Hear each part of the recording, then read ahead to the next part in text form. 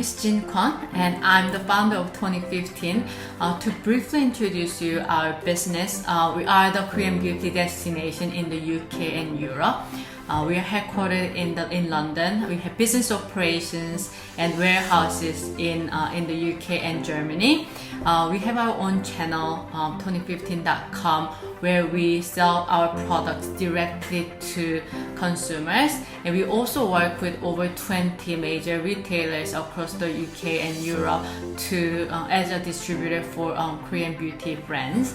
And because we work with both retailers and consumers, we've been able to gain a significant deal of insights about the market. And with this, today I'd like to share a bit of market landscape for the European market and the current trends, and also what these really mean for brands who are interested in entering into the European market and achieve a sustainable growth. So firstly, looking into the market size, the Europe is the largest market for cosmetic products in the world, valued at 76.7 billion euro at retail sales price in 2020. So when you look into the breakdown of the market size, Germany is the largest market, followed by France, UK, Italy, Spain, and Poland. Here, UK, even though UK is the third largest market, it is a very important market, especially if you're looking for your brand to get exposure to many different countries, because UK, especially London, is the business hub and tourism hub. So that's one thing that you really need to keep in mind. Although European market is an important market and it is a large market, it is also a very difficult market for brands to enter and grow. And let me tell you why. So number one, language and cultural differences across European countries. So there are 27 countries under European Union plus UK market, and even though some countries share similarities, each country is very unique in culture. So you can't really assume that one big chunk of European market strategy will work for across all the countries. So it is important that you pick the markets that you are going to target, and also adjust your marketing strategy based on the countries that you are entering into. And number two, it is an extremely competitive and saturated market. There are a lot of brands under conglomerates are competing in the European market, and at the same time there are also a lot of independent beauty brands that are competing, and they all these brands are putting quite a lot of resources to do the marketing and making sure that their brands are known and growing. So without a solid marketing strategy and plan, and without a significant amount of investment into the marketing, it is a very difficult market to stand out as a brand. Lastly, compared to the Asian market and the US market, there is a much lower level of awareness for Korean beauty among skincare consumers. So although there is a Korean beauty customer segment, it is still very small, and also Korean culture is gaining more popularity, but at the same time it is not completely translated into Korean beauty at this moment. So there is another layer of extra challenge to entering into the European market. And I'd like to talk about a few recent events that brought changes to the market. Obviously, in the past 2 years, we really can't talk about these changes without the COVID-19 and the global pandemic. So what happened with this global pandemic situation is that the brick and mortar retailers and department stores have been struggling because there is a decline in tourism. So they lost a lot of tourists customers, and also because of lockdown, customers who tends to shop in physical stores, they have shifted from shopping at department stores and brick and mortar stores to shopping online. So what it means to beauty brands is that buyers' purchases have become much more data driven, and also there is a higher standard.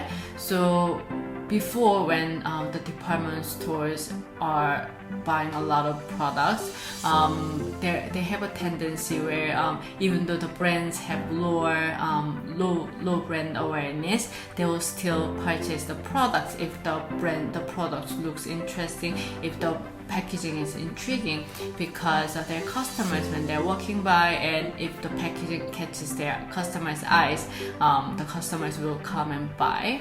And versus at this moment with the online retailers, they are much more driven. They are checking the daily traffic, search traffic for a particular brand, and search traffic for a product, and these are also in the consideration for their buying decisions.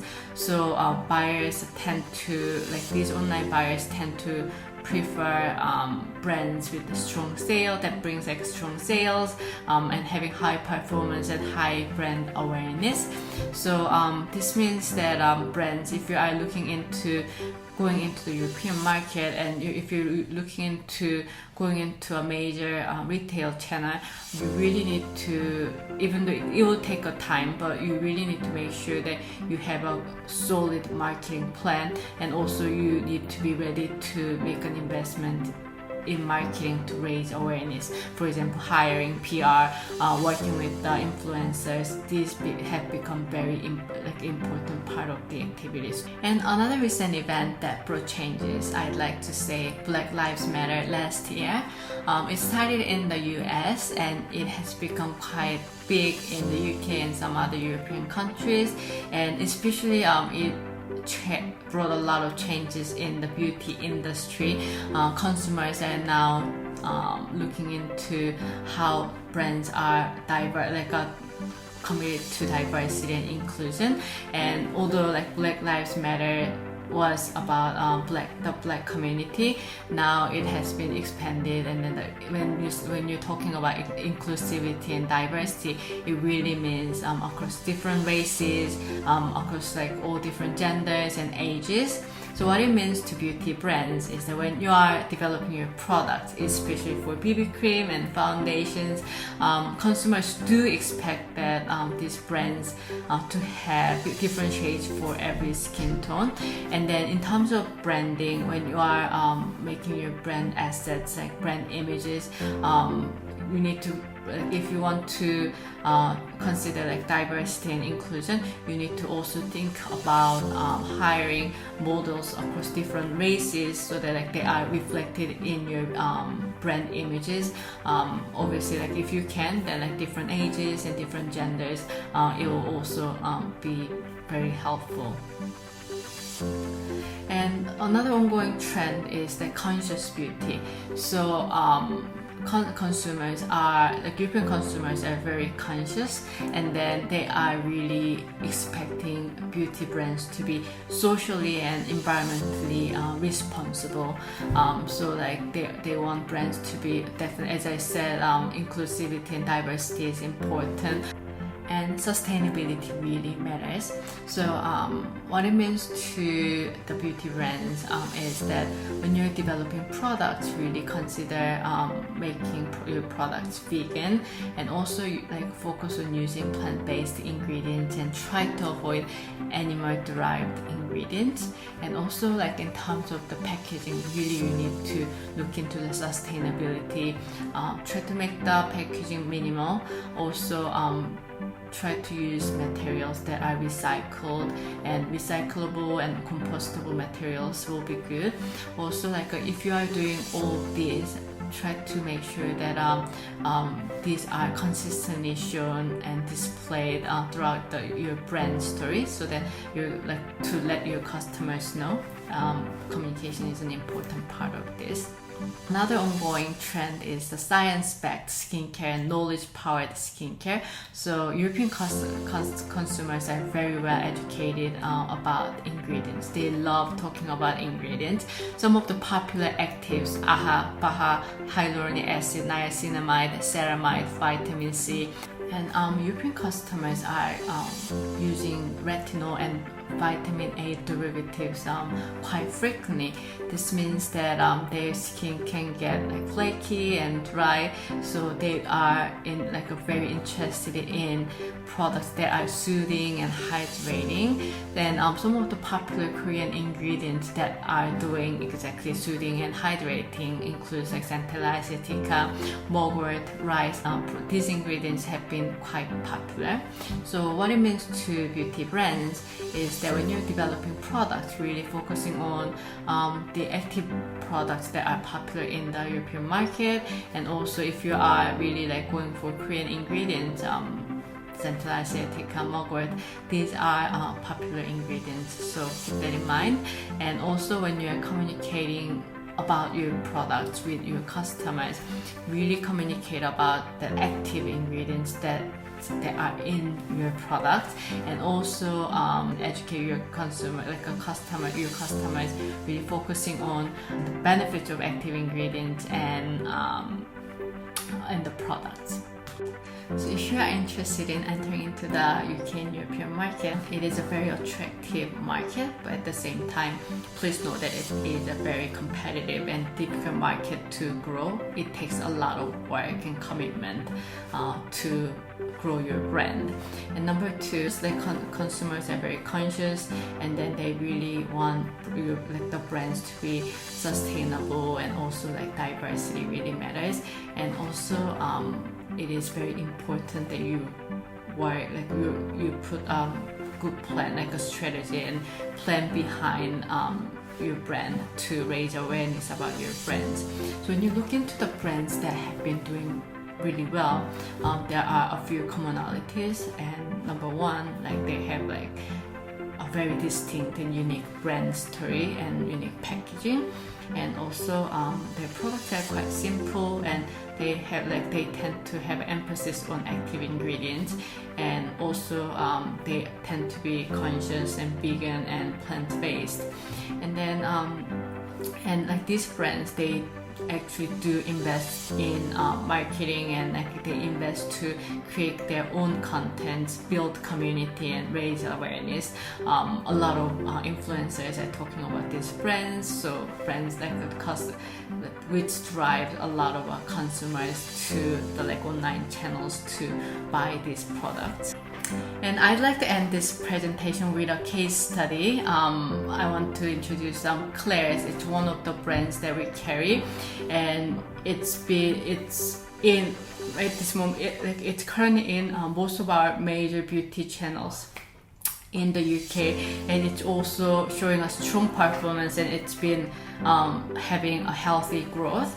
So when you look into this brand Claire's have a very unique identity across the brand, like a brand packaging, and also like a product. You can see that like they are vegan, they are cruelty free, and they have like actives like vitamin C, and they are really communicating about their brand values very well. And then also they are making a lot of investment, and they put a lot of work to raise awareness on the brand. So they make product images, they share product images that they created with all the retailers and distributors, and also they have their own YouTube channel where they share education, they educate the customers about their products, and also where they build their community of customers. And also they do a lot of influencer activation where they work with mega influencers, and they build skincare kit together. These things are working very well. And also when they are entering into the market, when they're entering into the retail channels, they also like do a lot of marketing with the retail channels, meaning they offer sachet samples to the retailers so that they can their customers can try it. They offer deluxe samples, like a run promotion. All these things are kind of working quite well, and this is how this brand like the Claire's have been growing quite significantly. So just wanted to share the example of the brand that's doing really well and then growing, and what were the reasons that behind the growth of this brand.